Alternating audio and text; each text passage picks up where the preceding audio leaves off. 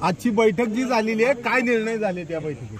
आजची बैठक ही पक्षाचा एक प्रोटोकॉल होता की उमेदवारी जाहीर झाल्यानंतर या ठिकाणी एका विधानसभा मतदारसंघामध्ये एकत्रित येणं आणि पक्षाच्या निवडणुकीच्या ध्येयधोरणं जे आहेत ते वेगवेगळ्या पक्षाच्या वेगवेगळ्या पॉलिसीज असतात, त्या संदर्भामध्ये चर्चा करणं आणि निवडणुकीचे ध्येयधोरणं करण्यासाठी आज खऱ्या अर्थाने एकत्रित बैठक बोलवण्यात आली।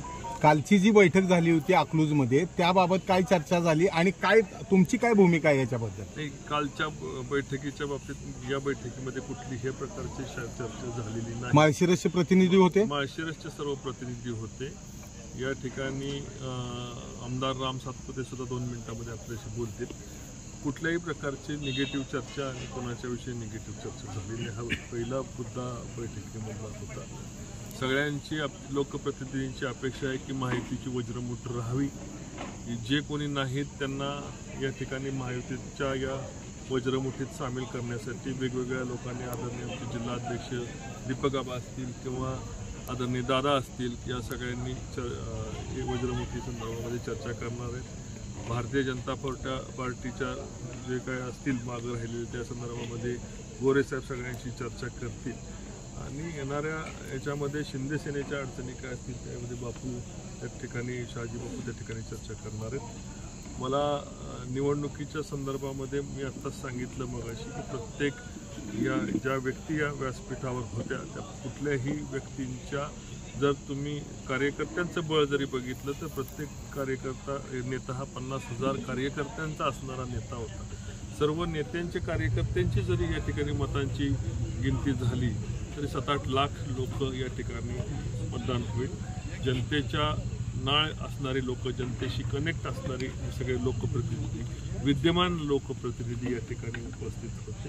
आत्ताचे सर्व या ठिकाणचे आमदार जनतेशी कनेक्टेड आहेत, सगळे आमचे जिल्हाध्यक्ष जनतेशी कनेक्टेड आहेत, भावना लोकांच्या माहिती आहेत आणि त्यामुळे कुठलेही रुसवे फुगवे न करता उमेदवारी जाहीर झाल्यानंतर ताबडतोबीने एकत्र येऊन या ठिकाणी माढा मतदारसंघाचं लीड जास्तीत जास्त खेचण्याच्या दृष्टीने, जास्तीत जास्त त्यांच्या मतदारसंघामधून लीड देण्याच्या दृष्टीने आज नियोजन झालेलं आहे। काल जी झाली त्यानंतर पक्षाकडनं तुम्हाला काही सूचना आल्या का? नाही, पक्षाकडनं मला त्या संदर्भामध्ये सूचना कुठल्या आलेल्या नाहीत। बहुतेक पक्ष पातळीवर त्या विषयावर अजून काही दखल घेतली गेली नाही। पक्ष त्याच्या विषयावर चर्चा करेल आणि पक्षाचे नेते फार समृद्ध आज महाराष्ट्राचं नेतृत्व जे सांभाळतात आदरणीय देवेंद्रजी या ठिकाणी निर्णय घेण्यास चाणाक्ष असणारे आणि योग्य वेळेस योग्य निर्णय घेण्यासाठी असणारे गोष्टी आपल्या सर्वांना परिचित देवेंद्रजी त्या ठिकाणी योग्य निर्णय घेतील आणि पक्षा अंतर्गत एक शिवपक्ष हा शेवटी घर असतो, घराच्या अंतर्गत असणारा कलह आणि काय वाद असतात ते पक्षातले वरिष्ठ नेहमी वडील मंडळी एकत्र येऊन संपवतात।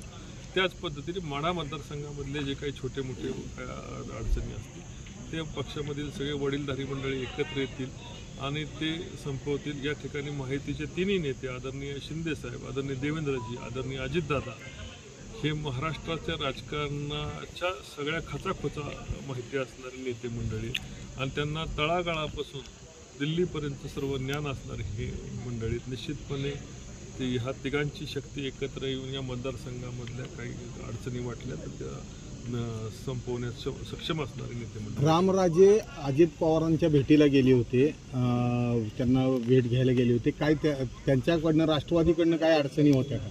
नाही, रामराजेंच्या बाबतीत मलाही आता पत्रकार बंधूंकडून कानावर आलेलं आहे, कदाचित ते महायुतीचा काम करण्याचा निर्णय लवकरात लवकर घेतील अशा संदर्भातलं मला एका पत्रकार बंधूचा फोन आला, पण माझी त्यांची अजून व्यक्तीशी काही तशी चर्चा झालेली नाही। आव्हान कसं वाटतं? माढा लोकसभेचं आव्हान कसं वाटतं? माढा लोकसभेमध्ये आव्हान देण्याकरता उमेदवार तरी समोर असला पाहिजे। सातत्याने विरोधी पक्षाचे उमेदवार हे रोज चेंज होत आहेत आणि त्यांना उमेदवार जो उभा राहतोय तो या ठिकाणचं बळ बघतोय आणि माघारी फिरतोय, त्यामुळं अजून तरी मला कोणाचं आव्हान दिसलेलं नाही। आणि आता तुम्ही जर बघितली या ठिकाणची महाशक्ती बघितल्यानंतर समोर कोण तुल्यबळ उमेदवार येईल असं मला वाटत नाही। कुठला तरी डमी उमेदवारच या ठिकाणी येण्याची शक्यता आहे। जो खरं ज्याला ताकदीचा उमेदवार आहे, त्याला राजकारणामध्ये उद्या नुकसान होऊ नये असं कुठलाही उमेदवार या माढा मतदारसंघामध्ये फॉर्म भरणार नाही। गिरीश महाजन यांनी सांगितलं की अद्याप तरी आणखी जे खासदारकीचा जो निर्णय आहे किंवा निवडणुका लागलेल्या नाही आणि मोहिते पाटलांना नाराज करून आणखी चालणार नाही. त्यांची ताकद आम्हाला माहिती आहे. ऐका ना, पक्षामधल्या बूथ अध्यक्षाचं सुद्धा नाराजी आम्हाला परवडत नाही.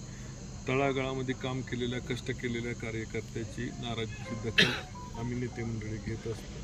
आमच्या लेवलच्या नाराजीची मंडळीची दखल राज्य घेत असतं. निश्चितपणे बूथ अध्यक्षाची नाराजी सुद्धा आम्हाला परवडत नाही. त्यामुळे विजयदादांचे कुटुंब मोठ्या त्या पद्धतीने पक्ष त्याची दखल घेईल. थँक्यू.